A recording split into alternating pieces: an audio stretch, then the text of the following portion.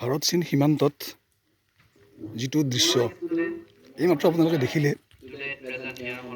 গাৰ নোম শিয়ৰি উঠিব সকলোৰে প্ৰত্যেকজন অসমীয়াৰ কাৰণ আমি আছোঁ চাইনা বৰ্ডাৰৰ পৰা 50 কিলোমিটাৰ দূৰত আঞ্জাও জিলাৰ হাৱাইত আছোঁ বৰ্তমান আমি হাৱাই টাউনত তো হাৱাই টাউনত যিখন জৱাহৰ নৱোদয় বিদ্যালয় আছিলে তাৰে মৰ্ণিং এছেম্বলি ছেশ্যনত অসমৰ যিটো জাতীয় সংগীত মুৰ আপোনাৰ দেশ এইমাত্ৰ পৰিৱেশন কৰা আপোনালোকে দেখিলে ইমান ধুনীয়াকৈ তেওঁলোকে ভাৰত চীন সীমান্তত মই আগতেও কৈছোঁ যে হাৱাই যিটো লোকেশ্যন হয় হাৱাই লোকেশ্যনটো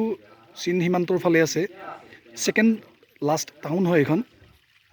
ইয়াৰ পিছত আছে ৱালং পিছত কিবিথু তাৰপিছত কাহো তো কাহোৰ পৰা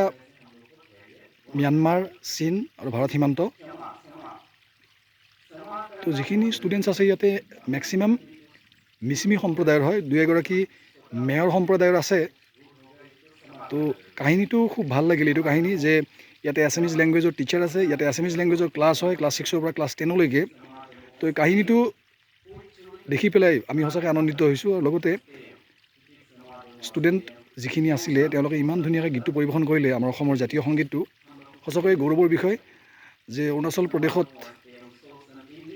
আঞ্জাও ডিষ্ট্ৰিক্টত জৱাহৰ নৱোদয় বিদ্যালয়ত মৰ্ণিং এছেম্বলিত অসমৰ জাতীয় সংগীত পৰিৱেশন কৰা হয়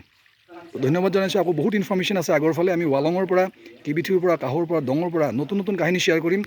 জড়িত থাকিব থেংক ইউ ছ' মাছ